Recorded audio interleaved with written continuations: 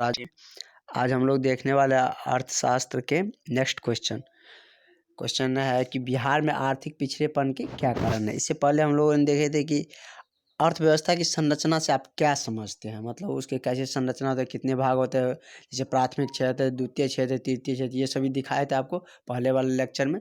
उससे भी बहुत ज़्यादा ऑब्जेक्टिव और सब्जेक्टिव में भी पूछा जाता है। आज हम लोग देखने वाला है कि बिहार में आर्थिक पिछड़ेपन के क्या कारण है।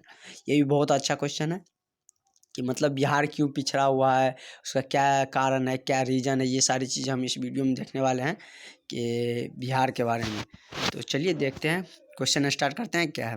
क्योंकि यह बोर्ड एग्जाम के लिए बहुत ही अच्छा क्वेश्चन हो जाता है और इजी हो जाता है। और आप अच्छा क्वेश्चन, इजी क्वेश्चन छोड़ के आइएगा तो आगे वाला आपसे, मतलब सामने वाला आपसे आगे निकल जाएगा, उसको ज़्यादा नंबर आ जाएगा। इसलिए हल्का क्वेश्चन कभी भी छोड़ने का प्रयास नहीं, इसलिए उसे अच्छा से पढ़ के जाइए।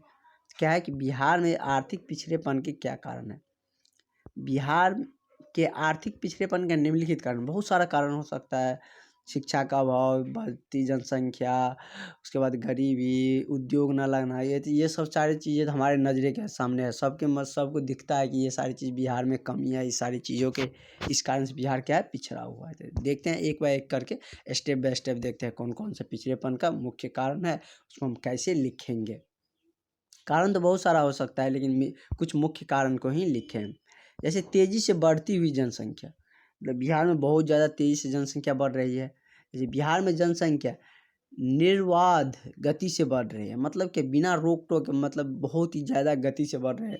बहुत अधिक जनसंख्या बढ़ रही है और मतलब बढ़ रही है। फलतः राज्य के साधन का एक भाग भरण पोषण में ही चला जाता है। मतलब जनसंख्या ज़्यादा रहेगा तो उसको वो पोसने पालने में ही बहुत ज़्यादा खर्च आएगा, मतलब वो ज़्यादा उन्नत नहीं कर पाएगा। वो आप लोग फैमिली मेम्बर में भी देखते हैं, जिसके यहाँ ज़्यादा जनसंख्या रहता है वो ज़्यादा मतलब राइज नहीं कर पाता है, ज़्यादा उन्नत नहीं कर पाता है। तो मतलब इस साधन का एक बड़ा भाग किस में चल जाता है, भरण पोषण में ही चला जाता है।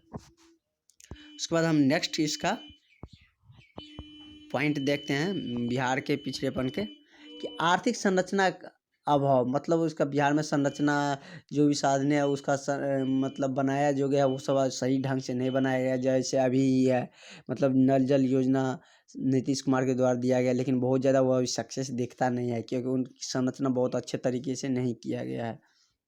उसी तरह बिहार में सड़कों, बिजली, सिंचाई, शिक्षा आदि का अभाव, ये सारी चीज़ें का बहुत ज़्यादा अभाव है। बहुत जगह सड़कें अभी भी नहीं बनी है। बिजली लगभग जगह पहुंच चुका है, लेकिन फिर भी थोड़ी बहुत दिखते हैं। सिंचाई का तो अभी व्यवस्था हुआ नहीं है। उसके बाद शिक्षा का तो अभाव है ही, क्योंकि किसी भी गवर्नमेंट स्कूल में अच्छे से पढ़ाई होता नहीं है।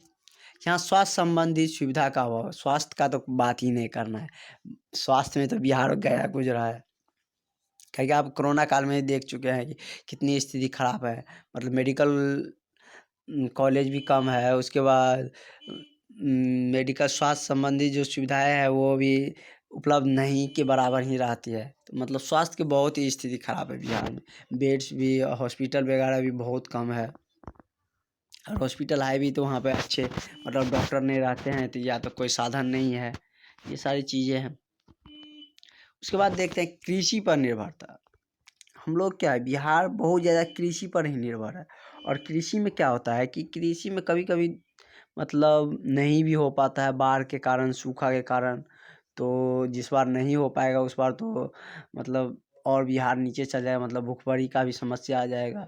मतलब उसको भरण पोषण करने में भी बहुत दिक्कतें आएंगी। तो क्या है कि बिहार की अर्थव्यवस्था कृषि पर निर्भर है। बिहार में तो कोई उद्योग है नहीं, बड़ा उद्योग, सब कृषि पर ही निर्भर है। यहाँ की कृषि सिंचाई के कारण पिछड़ी हुई है। यहाँ पे सिंचाई का व्यवस्था नहीं, जैसे हरियाणा, उसके बाद पंजाब में जिस तरह से सिंचाई की व्यवस्था है, मतलब और मोटर वगैरह बिजली की व्यवस्था बाद तक होती है, खेतों तक होती है हरियाणा सब में, वैसे बिहार में अभी नहीं है। सरकार पहल कर रही है इस पर।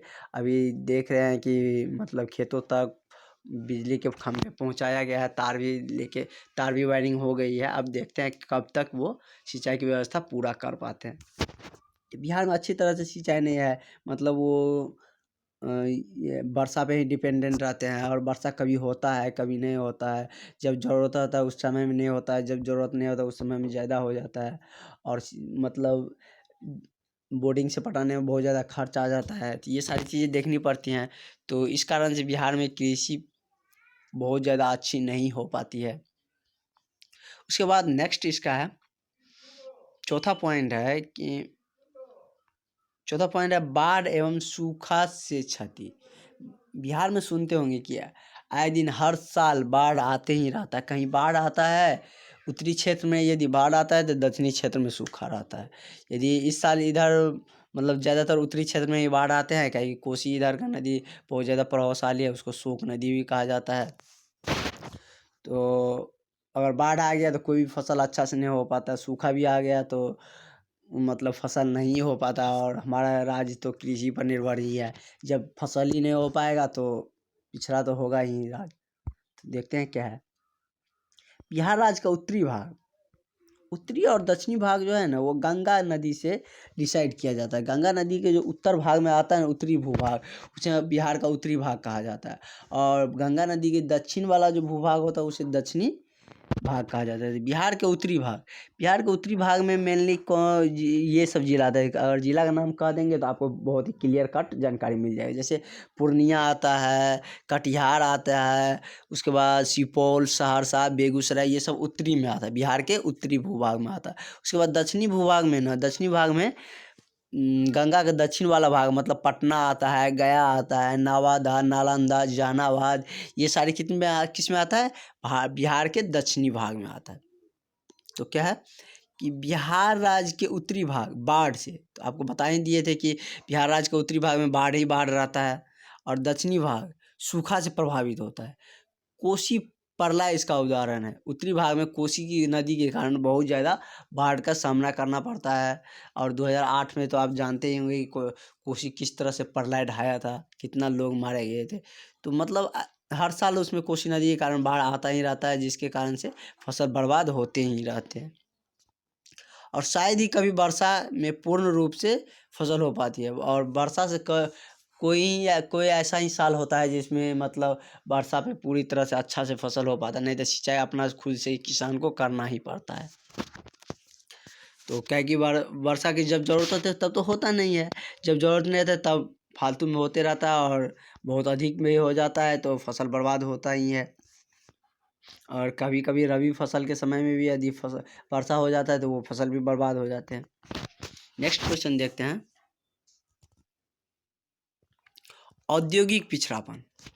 क्या है कि औद्योगिक पिछड़ापन मतलब बिहार उद्योग में क्या है, पिछड़ा हुआ है। मतलब बिहार में उद्योग तो है ही नहीं।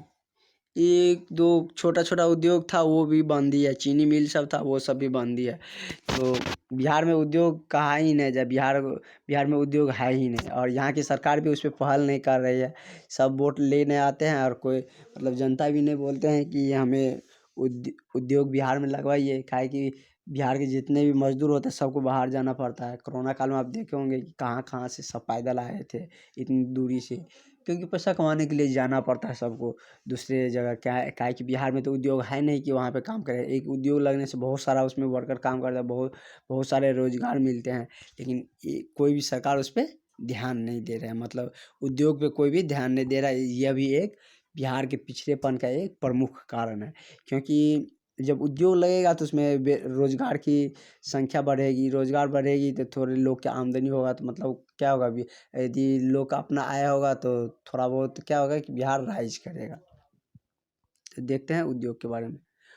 औद्योगिक पिछड़ापन, राज्य बंटवारे के फलस्वरूप सभी खनिज संसाधन, और जो भी खनिज संसाधन था, मतलब ऐसा नहीं है कि पहले नहीं था, पहले कोयला खदान सब ये सब मतलब बिहार में था। लेकिन क्या हुआ कि मतलब राज्य का बंटवारा हो गया।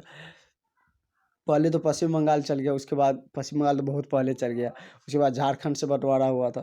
तो राज्य बंटवारा के फलस्वरूप सभी खनिज संसाधन तथा बड़े उद्योग झारखंड चले गए। जो भी बड़े उद्योग थे, खनिज संसाधन थे, कोयला का हो, ये सारी चीज़ें किस में चले गए, झारखंड चले गए। तो बिहार में कुछ बचा नहीं, कोई भी ऐसा उद्योग बिहार में बचा नहीं थी। यह भी एक बिहार के पिछड़ेपन का बहुत ही प्रमुख कारण है। क्योंकि उद्योग जो भी बचा था, एक दो जो भी था, तो वो तो चल गया सब, मतलब झारखंड चला गया बंटवारा के फलस्वरूप। मतलब बंटवारा का जो जिस क्षेत्रफल में बांटा गया तो वह क्षेत्रफल किस में पड़ गया, मतलब झारखंड में पड़ गया। और झारखंड से बिहार का बंटवारा कब हुआ, 15 नवंबर 2002 में हुआ था। मतलब ये बिहार से झारखंड का बंटवारा 15 नवंबर 2000 में हुआ था। 2002 नहीं, 2000 ईस्वी में हुआ था, 15 नवंबर 2000 ईस्वी में।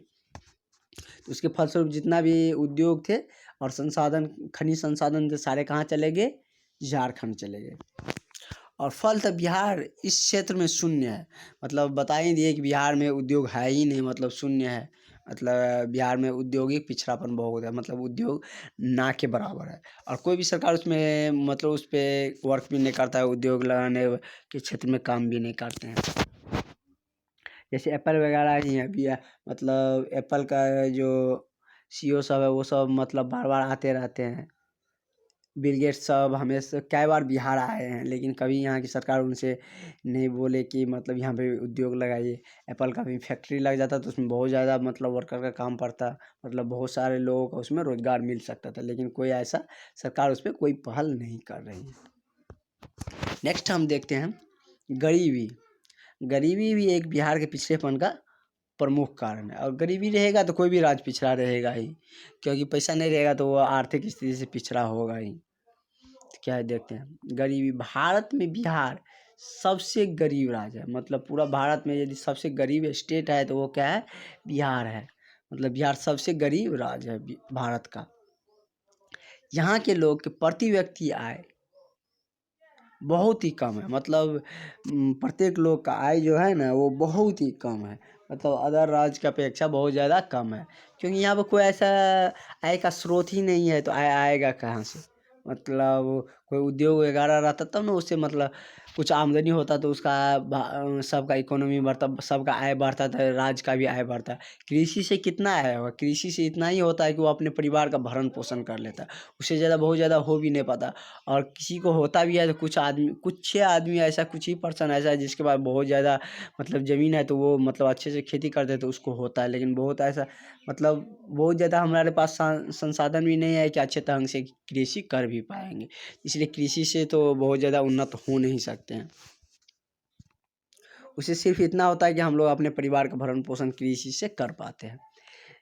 क्या है कि बिहार सबसे गरीब राज्य है। यहाँ के लोग प्रति व्यक्ति आय क्या बहुत ही कम है। बिहार के पिछड़ापन का यह एक प्रमुख कारण है। मतलब इसमें कितने कारण बता दिए, 6 कारण बता दिए। यदि आपसे 2 नंबर में पूछा जाए, यदि 2 नंबर में पूछा जाए कि बिहार के पिछड़ेपन के क्या कारण है, या बिहार क्यों पिछड़ा हुआ राज्य है, बिहार भारत में सबसे पिछड़ा हुआ राज्य क्यों है, किसी भी तरह से क्वेश्चन फ्रेम हो सकता है, लेकिन उसका उत्तर यही होगा। तो यदि 2 नंबर में पूछा है तो इतना ही लिखेंगे, बिहार के आर्थिक पिछड़ेपन के निम्नलिखित कारण है। ये 2 या तो 2 लिख देंगे, या ये 2 लिख देंगे, या कोई 2 लिख देंगे, या नहीं तो जिस 6 पॉइंट है 6 पॉइंट लिख देंगे। उसका मतलब पूरा विस्तार से नहीं भी लिखेंगे तो 2 नंबर में हमको 2 नंबर मिल जाएगा। लेकिन 5 नंबर या 7 नंबर का रहेगा तो पूरा हमको लिखना पड़ेगा, क्योंकि जितना लॉन्ग क्वेश्चन रहेगा उसमें जितना आप 150 में पूछा जाता है मैक्सिमम टाइम, तो यदि आप 150 से ज़्यादा ही लिखेंगे, 200 के आसपास लिखेंगे तो आपको फुल में फुल मार्क देगा। और क्लियर कट मतलब अच्छे से लिखेंगे तो अच्छा से मार्क मिलेगा। तो अब हम लोग नेक्स्ट क्वेश्चन जो करेंगे वो करेंगे बिहार के आर्थिक पिछड़ेपन को दूर करने के। हम ये तो देख चुके हैं कि बिहार के पिछड़ेपन के क्या क्या कारण है, लेकिन अब ये देखेंगे कि कैसे इससे हम बचाव कर सकते हैं, इससे उभरने का क्या तरीका है। क्योंकि अब डॉक्टर किसी को मरीज को मतलब बीमारी पर बता देता है तो उसका दवा भी बताता है। उसी तरह हम लोग ये भी जानेंगे कि बिहार के आर्थिक पिछड़ेपन को कैसे हम लोग दूर कर सकते हैं। तो उस पर हम लोग मतलब जितना भी युवा पीढ़ी है उसको हम क्या करेंगे, दूर करने का प्रयास करेंगे। और आप लोग का भी उत्तरदायित्व बनता है कि अच्छे से पढ़ के मतलब बिहार को मतलब अपने राज्य को अच्छे ऊपर ले जाए, मतलब सबसे नीचे पायदान पे नहीं रहने दे। क्योंकि हम लोग बिहार में पैदा हुए हैं तो मेरा भी कुछ सबका एक अपना ड्यूटी बनता है। तो ये हम लोग नेक्स्ट वीडियो में देखने वाले हैं। Thank you for watching. अच्छा लगा हो तो सब्सक्राइब कर लीजिएगा।